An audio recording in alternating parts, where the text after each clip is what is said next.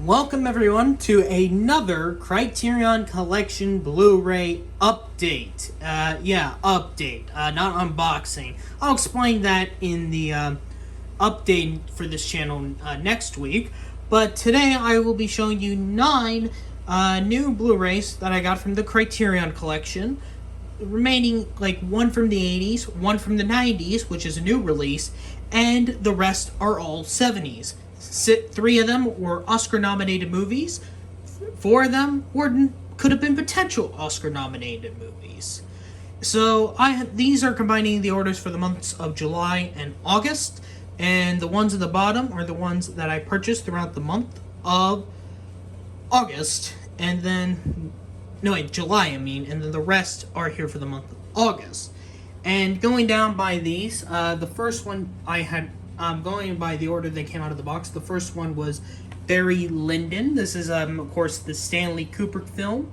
It comes with 2 discs. One is the entire movie, which is about, I think, close to 3 hours, 184 minutes, which I believe that also counts the credits. So, it's a 2-act movie. And the second Blu-ray disc comes with a lot of supplements, but I haven't gotten around to that yet. But this is spy number 897. I couldn't see that through the quality here, and this is from 1975. The next one I have is An Unmarried Woman by Paul Marzewski, which is spy number 1032 from 1978. And this one got a Best Actress nomination for its star Jill Clayburgh. I believe that's her. Clayburgh. It's kind of difficult, but I forgot to mention Barry Lyndon did win for, I believe, costume design, production design, and cinematography for the Oscars. It was a Best Picture nominated film from that year. An Unmarried Woman only got in for actress. Barry Lyndon, I forgot to mention my thoughts here. It's pretty good. I wouldn't say, as my first Kubrick film, it wasn't, I thought it was going to be a bit overrated, but, it's not many people don't consider, you don't see, him in the levels of, A Clockwork Orange or 2001: A Space Odyssey or Doctor Strangelove. But this is definitely in the ranks with him. And as my first Kubrick film, definitely was a good one.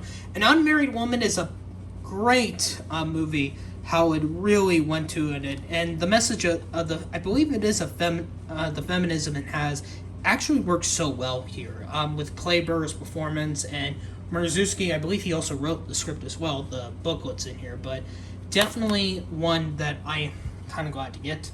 And then we're into Love Streams. This is the 80s one I got from 1984 by John Cassavetes.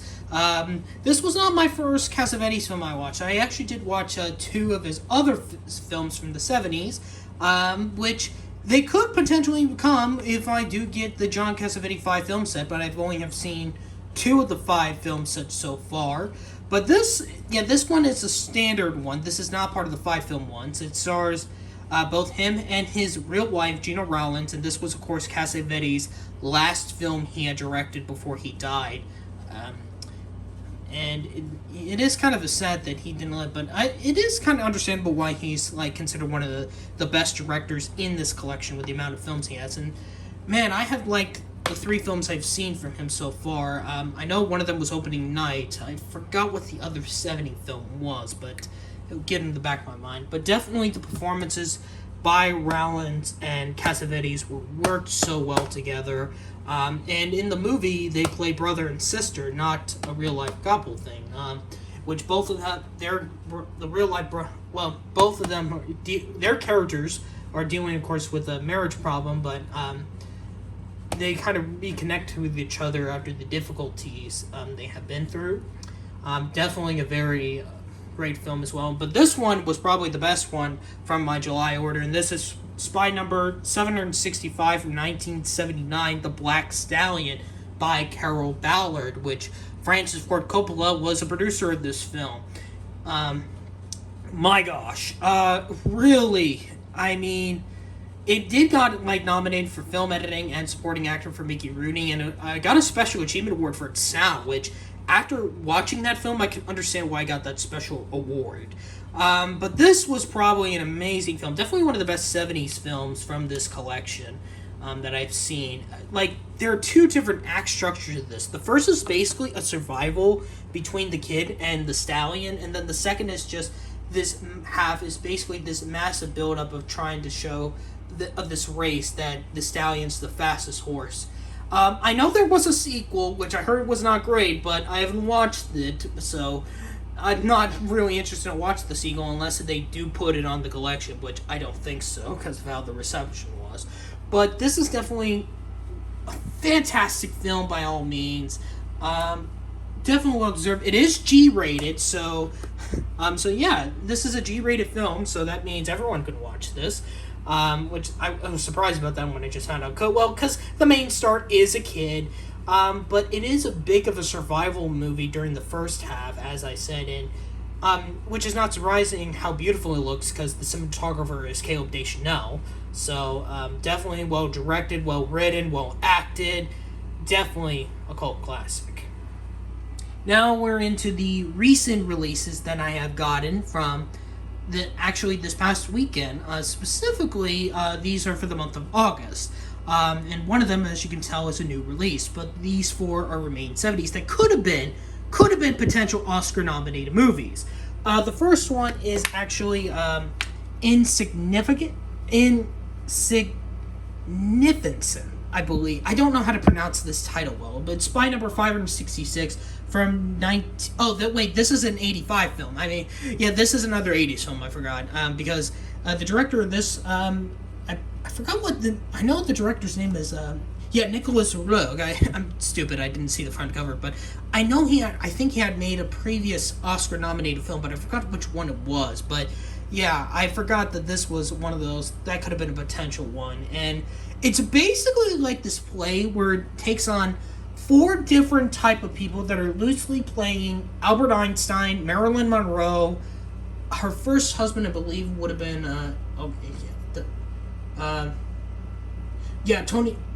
Gary Busey, and the senator Tony Curtis. But they're not legit named by there. They're just named as the baseball player, the senator, the actress, and the scientist? No, the professor, yeah. So this has an interesting cast with Teresa Russell, that's Gary Busey. No, Gary Busey's the actor I meant.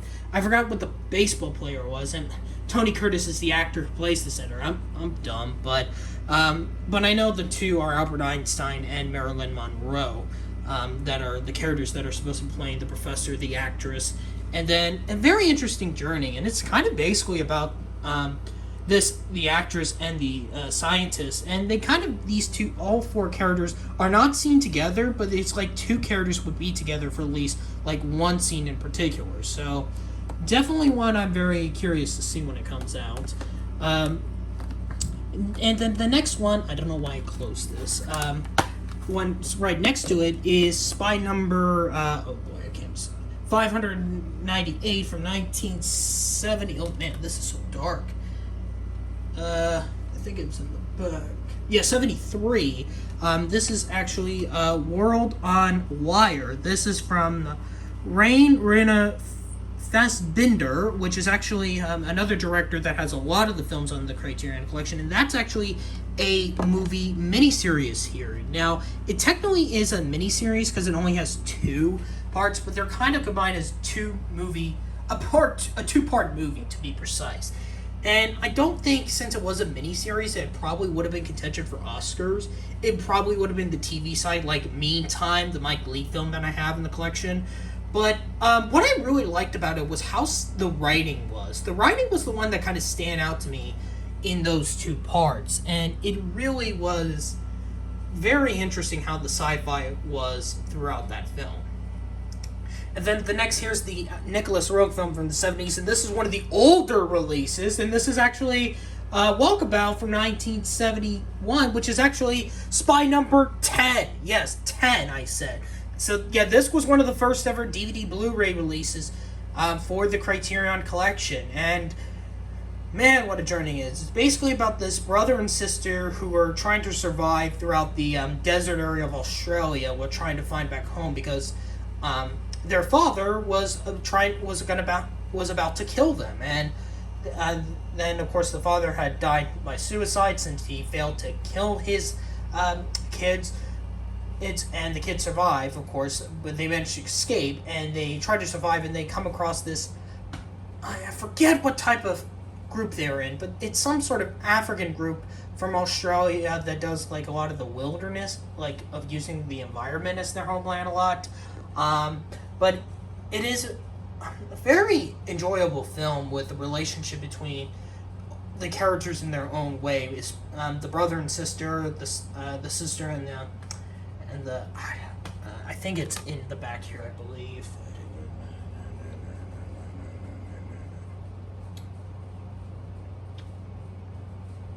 Adolescent. That's what it's an adolescent.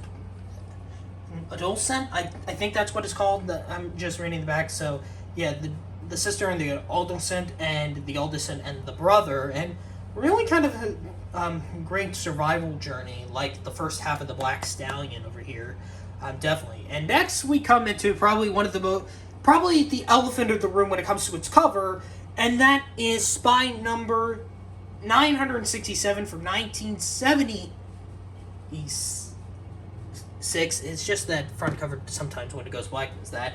I Want to Hold Your Hand, which of course is the name of the Beatles song, but this movie is of course the directorial debut of Robert Zemeckis. This was his directorial debut feature. He would later on, of course, do Romancing the Stone, the Back to the Future trilogy, Who Framed Roger Rabbit, Forrest Gump, Castaway, you name it. And this was his debut feature, and it's basically about these high schoolers going to New York to see the Beatles on their debut in the United States, live debut in the United States through the Ed Sullivan Show. Although that event was true, the characters here are all fictional. So the setting is true, but all these characters are fictional. And basically, these 6 high schoolers all went together, and they have different things that are going on around them.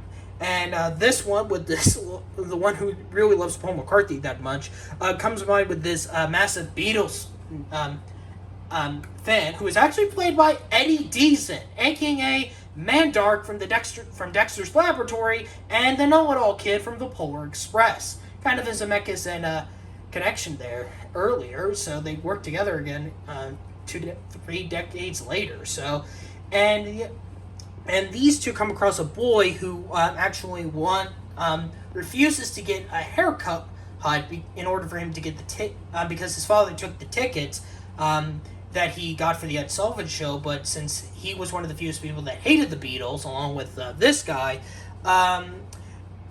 there was a lot of time the Beatles hate around the time when they came to the U.S., especially if you know the Beatles' history with the Ku Klux Klan. Yeah, but this is definitely a great ensemble film, without a doubt. Kind of a zany how Zemeckis went from this to then going into his career, and Steven Spielberg was an executive producer. That's why it says Steven Spielberg Presents. So yeah, definitely a fun movie. And then the last one is actually one of the newer releases, which is actually just came out this week, and this is Spy Number 1089 from 1996 by Hirokazu Koreeda, Afterlife. Now this is directed by the same guy who did Shoplifters, which I actually did a review on that film. I wasn't a fan of that film, but coming into this, I really did enjoy this one. It's kind of similar to Defending Your Life, but the difference is you're working with the people that is doing it's like the people that kind of work in the city, like Judgment City, but instead of the civilians that are in Judgment City that are being transferred to this, it's the people that are working in this, which in this case is a dream thing they're all communicating with. And really very interesting concept. It is not as similar to the veins of Defending Our Life because with the whole the judgery and the almost like acting as a court. This one's just more about recreating people's one dream from the past that they will remember forever. and definitely a very adventurous film. I love the production design of it, and it is pretty much a great one. Now, I know, of course, also this month, I would plan to get Beast of No Nation, the fifth Netflix film, but that's not coming out to the end of the month, and I'll combine that with my September order when I also get Mona Lisa. But this will be the last Criterion Blu-ray update video for a while, because I won't go much into it, because the next video will be the update video that will be coming out next week, and I'll explain what's been going on, how I'm going to be doing these in a different style. I know it's like not an unboxing thing, but I kind of just want to get used to getting back, because I have to get ready for some stuff, especially the update next week. So if you like this video, you can hit that subscribe button, comment down below if you have seen any of these movies, and until next time, I'll see you next week for the update.